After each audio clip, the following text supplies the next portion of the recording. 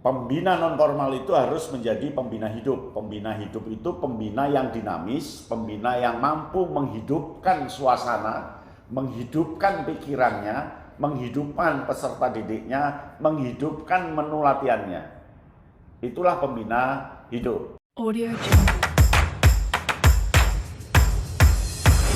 Audio Jungle.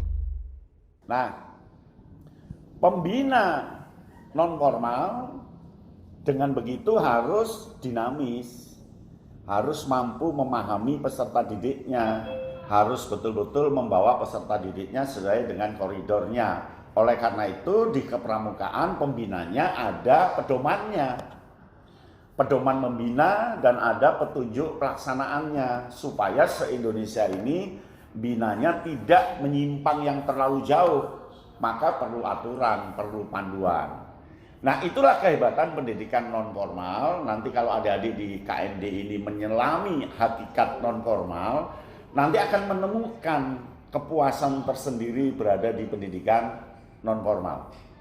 Semakin banyak orang pengalaman di non formal, semakin dia akan sukses dalam hidupnya. Karena seseorang itu kan pengalaman hidup itu harus banyak, ya, harus bisa memperbaiki listrik sendiri di rumah, harus bisa membuat masakan, harus bisa apa. Nah, itulah pendidikan-pendidikan non formal.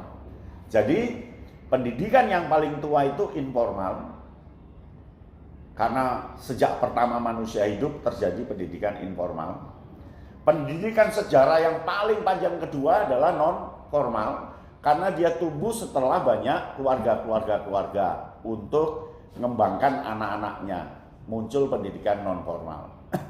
Tetapi karena anaknya semakin banyak dan perlu diatur, karena pengetahuan itu tidak hanya pengalaman dan bakat minat, lalu ternyata orang itu punya pikiran, lalu punya kesepakatan kalau gitu sekolah itu harus ada aturannya, maka muncul pendidikan formal. Jadi pendidikan formal itu ya lahirnya sekitar abad-abad 10, 11 baru muncul pendidikan formal. Dulu Socrates itu non formal sekali ketika melatih anak-anaknya raja, ya. Plato itu sederhana sekali ketika melatih anak-anak raja dengan pemahaman secara non formal. Jadi selamat Anda menjadi pembina non formal. Tapi kata kunci pembina non formal, dia harus menjadi pembina hidup. Pembina non formal itu harus menjadi pembina hidup. Pembina hidup itu pembina yang dinamis, pembina yang mampu menghidupkan suasana, menghidupkan pikirannya, menghidupkan peserta didiknya, menghidupkan menu latihannya. Itulah pembina hidup. Pembina hidup itu dia mampu menjalankan kepramukaan dengan sistematis.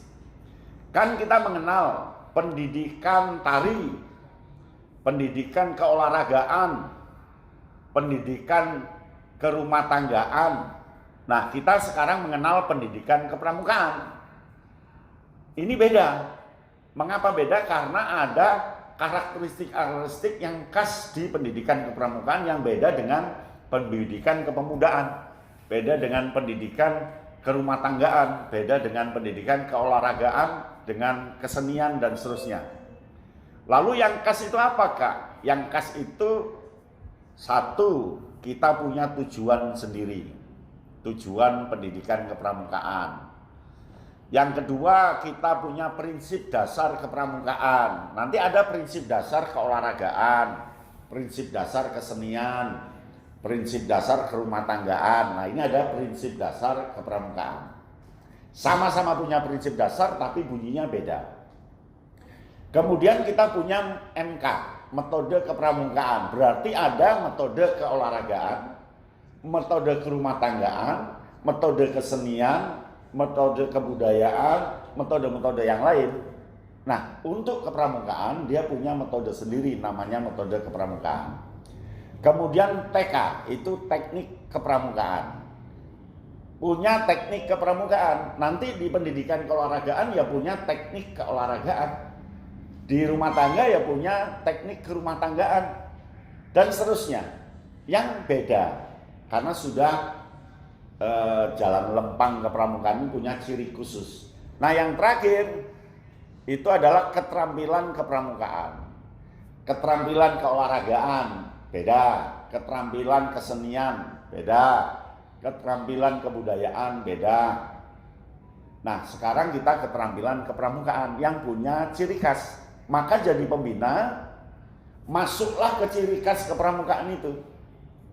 Supaya tidak menyimpang, Anda punya dasar. Satu, dasarnya sertifikat membina. Meskipun masih KMD, nanti diteruskan di KML. Tapi juga senjatai dirimu dengan buku-buku. Ada tulisannya Badan Powell, itu Scouting for Boys. Ada terjemahan bahasa Indonesianya. Cari buku itu untuk dibaca, karena dasarnya di sana nanti kepramukaan. Ada buku Roving to Success. Ya, Roving to Success. Sukses menjalani hidup. Itu Badan Powell. Baca, kalau bisa jangan mau jadi pembina kalau nggak baca Scouting for Boys. Ya. Lalu ada buku lagi baru saya tulis. Buku Pedoman Renungan. Jadi judulnya Renungan Pramuka.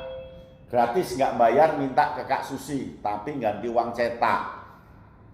Ya podo aja, sama aja ini.